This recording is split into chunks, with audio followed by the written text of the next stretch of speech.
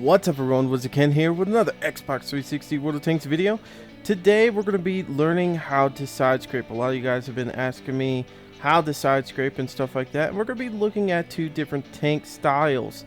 We're going to be looking at the rear turreted tanks, the VK4502B, and then also an IS-7, and showing you how a standard turret works on side scraping and stuff like that, and the difference between the two, because a lot of you guys have been, you know, wanting to know how to side scrape properly and stuff like that, and I feel like I do a decent enough job with it. I'm not amazing with side scraping. I do screw up here and there, but also the you know, the controller actually screws you a little bit when trying to, you know, side scrape. Sometimes it moves you around here and there.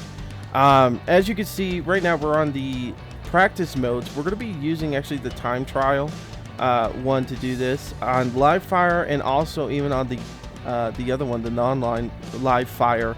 The enemies like to move around, and on this one, the actual just, you know, driving course, the enemies don't move, so we can move this guy around and position him into spots that we need to be able to perform the side scrapes and stuff like that, just to demonstrate how to do it and stuff like that. Now, right now, we're going to be using this building. Majority of the time when you side scrape, you want to use buildings if you can. You can do this against rocks and hill formations and stuff like that, depending on where you're at, because there's not always a building there. But usually buildings are the best because they're big and tall, and they're indestructible and stuff like that. And usually artillery can't hit you when you're doing this. Sorry about that.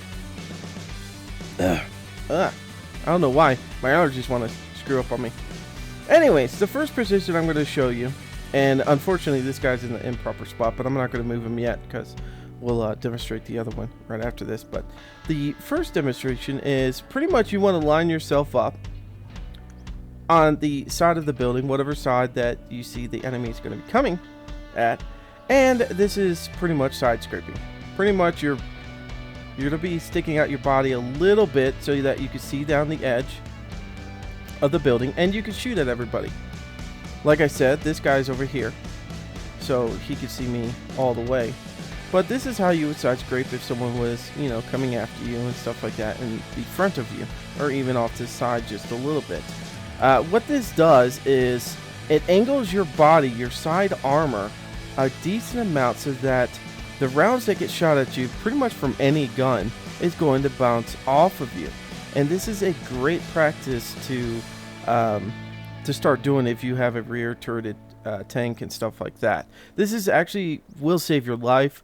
You know, you might get tracked in this position, but you should be good to go. Now, like I said, my back end does stick out a little bit, but I'm angled enough that I should be able to bounce majority of the shots that are shot at me. Now, there are some tanks out there that are rear turreted that aren't the greatest for doing this, like the Waffentrager Offi 100. You know, since it has a really big turret in the back end of it, it does get demolished a little bit. But there are others that are better. That, you know, sometimes the FV215B 183, the Death Star, can actually be a decent one too. But then again, your turret is kind of big, and there are some weak spots on the turret that people can shoot at. But for majority of the time, you should be good. Now, another one is the FV215B, the heavy. That's another good one that works really good. Now, I like being able to sit up on the right side of a building and instead of the left side of the building. The reason why is because of that commander's hatch. As you can see on the top there, I don't want to lock onto him, damn it. As you can see there on the top, the commander's hatch is on the left side, which is really, really nice, because that way people looking at me from this side is going to have a hard time, because of the building is going to be blocking majority of the commander's hatch. Now, they will be able to see some of it, but a pretty good amount of it is hidden. And like I said, this really opens up good opportunities for you to shoot at people and this and that. Now, we can move in a little bit more to protect that lower plate, because you know, a lot of these tanks don't have a great amount of armor on their lower plate. Fortunately enough, the VK4502B, which I didn't mention this in the video, does have a really nice lower plate. I didn't realize the 200 millimeter thickness of armor actually goes to the lower glacis, or the lower plate. So this is actually a pretty nasty tank in that sense. So, but there are some tier 9s and 10s that can penetrate you. But if you're in this position, you know, the other day on my live stream, go check it out. I play this tank a lot. There's a lot of times where I bounce majority of the time. I do get tracked here and there, but this does work great.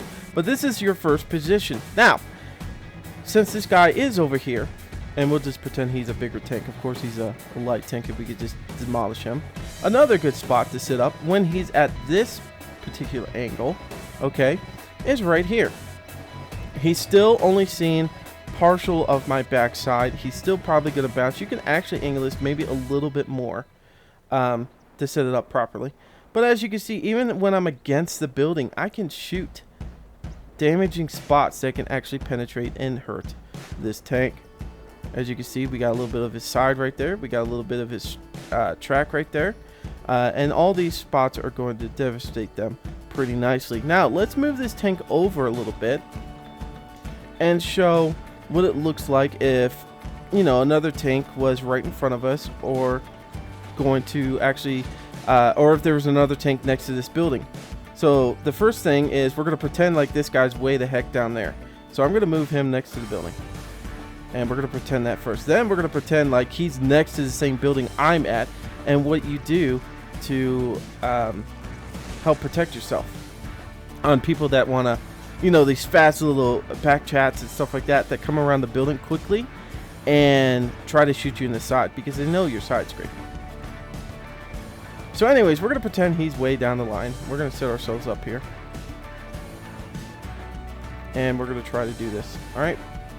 Now, against the building, we can't see him. So we do have to back up a little bit. We can see a little bit of his tracks there, but there we go. That's a good spot to be able to shoot this guy. You can see his lower plating right there, and we're good to go. And if we take the camera and look to the side a little bit, actually we're going to take it above. He can't see my lower plate. He can't see anything. He can just see the side of my turret a little bit, and that's about it, and the barrel coming around. But other than that, we are good to go on being able to take this guy out, which is really, really, really nice. This will save your butt. Now, pretend he's a back chat. Next scenario. He's going to come around and shoot at you on your side. Now, you just get yourself set up. You know he's probably going to start coming out to come after you. Look at this. We're still protecting that lower plate. He's going to come around the side. He's thinking that, okay, maybe he might get a chance to shoot me in the side or something like that. Look how angled we are. If he came around the corner right now, he would actually bounce off my sides, my lower plate, my turret, and I would be able to get a shot into him. Now, if the guy kept going around, of course, you would have to keep turning yourself and prepare for that next attack. But look at this. We got the other side of the building. Get yourself set up again. That guy's still going around. Oh, look at this. We're all protected still. All right. He's still coming around. Now, hopefully I can do this. Depending on how big the building is, if you have a short building, you get right back here. You've got places to hide. He's still trying to get around you, and you're still able to block him from being able to do that. Now, unfortunately, if the enemy base is down behind us, you might get shot at by other guys, and you know that's something you have to worry about. But if there's no one else there, you'd be able to protect yourself pretty well. But anyways, that's pretty much side scraping with a rear turreted tank. You can adjust it any way you want. There's different ways you could do it, like I showed you, but I prefer doing stuff like this. That gives me more to shoot at. You know, he'll be able to shoot at me, but I know because of the way I'm angled, he's not going to be able to damage me.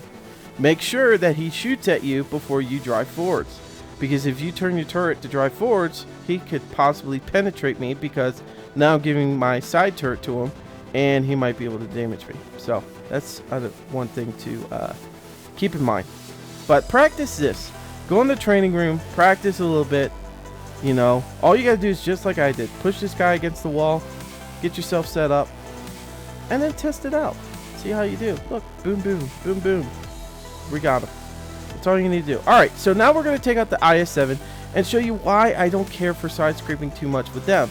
Now with the IS-7, there are some, you know, you can side scrape with the side of a mountain or a rock, which is preferably better for an IS-7.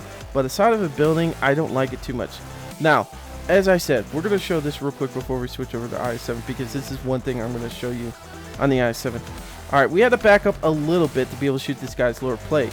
Watch how far we have to back up with the IS-7 to be able to shoot at this guy's lower plate. Alright guys, so now we're going to be showing the IS-7 off, and pretty much any normal turreted tank, I just call them normal, but you know, front mounted tank or turret, or in the middle turret, kind of like this tank. This is kind of in the middle. As you can see right here, the back end is more exposed in the front than the VK4502B was. So we're going to start showing off this. Now, unfortunately, like I said, I'm sorry I'm having to use the practice modes like this. Once they do 1 versus 1, I'll do another video of side scraping and stuff so that we can have a better understanding of it and you can see it in action. But unfortunately, we can't do the 1 versus 1. And I'll get like Rush Dodge or Ronin to help me out and stuff like that. So anyways, so starting off, we're going to leave that guy there, and we're going to side scrape this sideways like we kind of did with the VK45. Okay, now we're against the wall, as we showed at the beginning. We can't see anything. Okay, we're going to back up a little bit. We can just see his tracks there in lower plate. But if this was a tier, 10 or 9, we're going to bounce that lower plate. We could probably track somebody, but that's about it. Now, we had to back up some more to be able to actually get that side of his hole and that really good spot right there to hit on the tracks. You can actually damage people that way too. But, that's the money shot there. That, you're going to actually penetrate. We're a little bit away from the building, as you can see. You're a little exposed here. Okay? Alright, so let's try this again with him coming at me from the side of the building, or we'll pretend like he's far away, just like in the other scenarios. Boop, boop, boop. Oops. Sorry, bud. Sorry, didn't mean to. I'm trying to be gentle. Trying to be gentle here. Okay? I'm sorry.